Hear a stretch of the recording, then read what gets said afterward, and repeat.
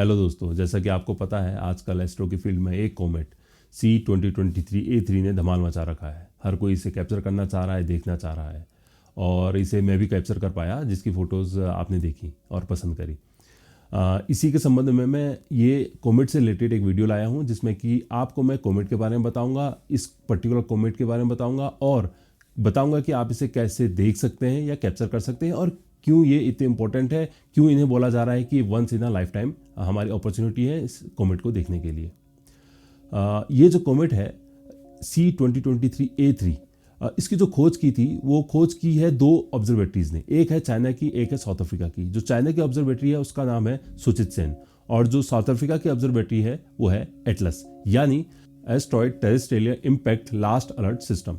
तो इन दोनों ने ये खोजी, तो इन्हीं के नाम पर जो धूमकेतु का नाम है वो दे दिया गया। जनरली यही होता है कि जो भी उस धूमकेतु को ढूंढता है उसके नाम पर वो धूमकेतु दे दिया जाता है और जो इसका स्टार्टिंग का नाम है वो साइंटिफिक नेम है, उसका कुछ साइंटिफिक टर्म्स है। अब जब इसे खोजा गया तो इसकी ब्राइटनेस उतनी नहीं थी। कोई भी धूमकेतु जब खोजा जाता है तो उसकी ब्राइटनेस के बारे में एग्जैक्ट कहा नहीं जा पाता, क्योंकि जो धूमकेतु की ब्राइटनेस तब बढ़ती है जब वो सन के पास जाता है। ये सन के पास गया 27 तारीख को। तब इसकी सन से जो दूरी थी वो थी लगभग 58 मिलियन किलोमीटर के आसपास और उसके बाद से ये और ब्राइट हो गया और हमें दिखाई देने लगा कैमरे में, DSLR में और स्मार्टफोन में भी, बल्कि हमें दिख रहा था और साथ ही हमें आंखों से भी ये थोड़ा थोड़ा मध्यम सा दिखने लगा। अब 27 के बाद से लगातार इसने एक हफ्ता पूरा सो दिया, अपना पूरा सो इसे कैप्चर करने को हमें मिला और अब ये हमें जो दिखेगा वो दिखेगा 12 अक्टूबर की शाम से। 12 अक्टूबर की शाम क्यों स्पेशल है? क्योंकि ये उस टाइम पे पृथ्वी के सबसे पास होगा, यानी 71 मिलियन किलोमीटर। उसके बाद ये अपना पीछे को चला जाएगा।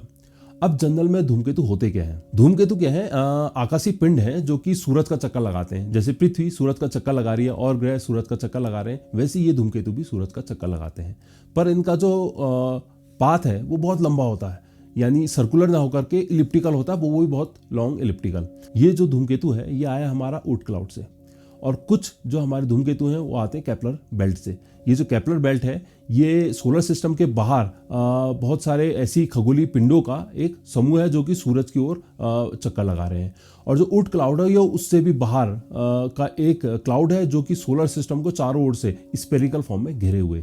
तो वहाँ से ये हमारे पिंड आते हैं और जब ये सूरज के पास आते हैं तो ये सूरज की गर्मी की वजह से बर्न होने लगते हैं, जिससे इसमें एक पूंछ सी हमें दिखाई देने लगती है और इसी को हम कहते हैं धूमकेतु।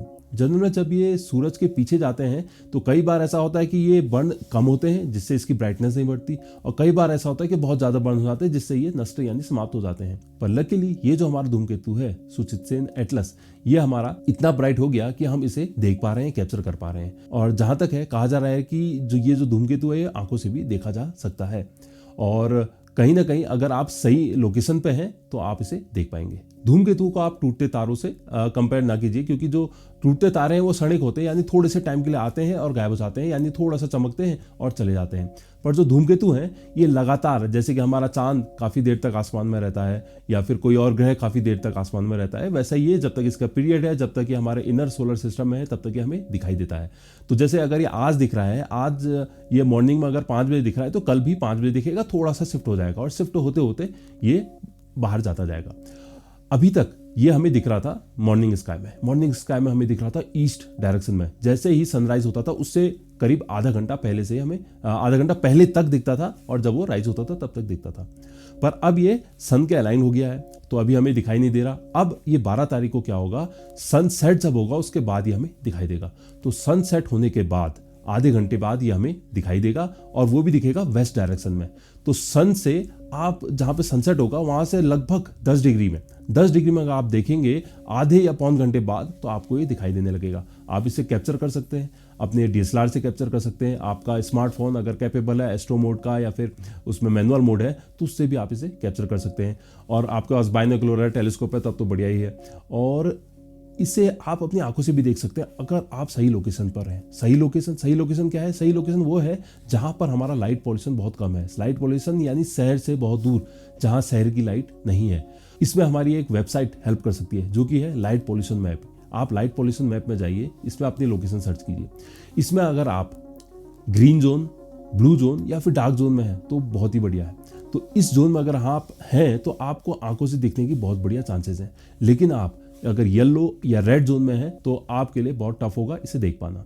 तो मैं आपको सजेस्ट करूंगा कि ऐसी जगह जाइए आपकी लोकेशन के आसपास जो आपका ग्रीन जोन हो या फिर ब्लू जोन हो या ब्लैक जोन हो, और आपका जो वेस्ट डायरेक्शन है उस डायरेक्शन में भी आपका कोई रेड स्पॉट या येलो स्पॉट ना हो इस पॉल्यूशन मैप के अकॉर्डिंग, ताकि हमें वो दिख सके। इसके अलावा जब आप इसे देखने का प्लान करें तो प्लान ऐसी जगह करें जहां से आपको सनसेट प्रॉपर्ली दिखता हो। सनसेट यानी सन जहां पर आपको रेड दिखता हो सनसेट होते समय, तो वो लोकेशन अगर होगी और हॉरिजन आपका अगर क्लियर होगा तो आपको ये जो सनसेट के बाद है उसके बाद ये दिखना शुरू होगा। लगभग 10 डिग्री के आसपास से आपको दिखेगा और थोड़ा हमें विंडो इसमें कम होगी, 10-15 मिनट की विंडो में ही हमें दिखेगा। उसके बाद ये भी सेट हो जाएगा।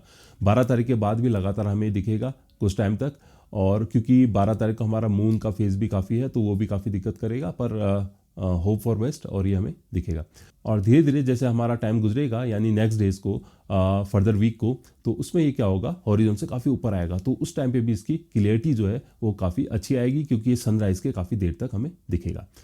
तो इस खगोलीय घटना को जो कि हमारी होगी अगली बार जो होगी वो होगी 80,000 साल बाद, यानी इसका जो टाइम पीरियड है सन के अराउंड वो है 80,000 साल। इससे पहले जब ये पृथ्वी के आसपास आया होगा तो पृथ्वी के जो लोग हैं वो पत्थर से खेल रहे होंगे, पत्थर से आग जला रहे होंगे और पत्थरों में रहते होंगे। तो ये इतना बड़ा इवेंट है कि ये 80,000 साल बाद आएगा। तो हम सभी को ये देखना चाहिए, और अगर आप इंटरेस्टेड हैं इसको देखने में तो जो मैंने इन्फॉर्मेशन दी है इसको आप फॉलो करें, और पर्टिकुलर कोई जानकारी अगर रह गई होगी तो उसको मैं फर्दर नेक्स्ट वीडियो में एक्सप्लेन करूंगा और बताऊंगा। इसमें एक और चीज़, जब आप कोई भी एस्ट्रो इवेंट देखने जाते हैं तो जनरली इसमें जो आप फोटोज़ देखते हैं हमारा जो सोशल मीडिया में है वो जनरली कैप्चर्ड होती हैं आपका DSLR से, और वो काफ़ी मैग्नीफाइड होती हैं और लॉन्ग एक्सपोजर होती हैं, तो वो काफ़ी ब्राइट और काफ़ी अच्छी दिखती हैं। पर जब आप उसे नेकेड आई से देखते हैं तो वो थोड़ा उस टाइप का नहीं दिखता है, वो थोड़ा डिम होता है। जैसा कि अगर मैं DSLR की फ़ोटो दिखाऊं तो ये कुछ ऐसी है, और अगर इसे हम देखें कि जो कंपेयर करें कंपेरेटिवली, अगर मैं इसे कहूं कि आंखों से कैसा दिखेगा तो कंपेरेटिवली इसके सामने कुछ ऐसा दिखेगा आंखों से। तो जब आप देखें तो इस चीज़ को गौर करें। तो अपने दोस्त लोगों के साथ, अपने परिवार वालों के साथ ऐसी जगह जाइए जहाँ से सनसेट दिखता हो, वेस्ट डायरेक्शन में 12 तारीख की शाम से बैठ जाइए और देखिए क्या ये आपको दिखता है। मोबाइल में कैप्चर कीजिए, DSLR में कैप्चर कीजिए और शेयर कीजिए, और कैसा लगा आपको ये अनुभव। ऐसी ही और वीडियोस के लिए चैनल को सब्सक्राइब कीजिए, और अगर आपको वीडियो पसंद आई हो तो लाइक और कमेंट जरूर कीजिए। कोई भी इन्फॉर्मेशन अगर रह गई हो तो उसे आप कमेंट बॉक्स में पूछ सकते हैं। अगर आपको कोई भी डाउट हो तो वो भी आप कमेंट सेक्शन में पूछ सकते हैं। Thank you for watching.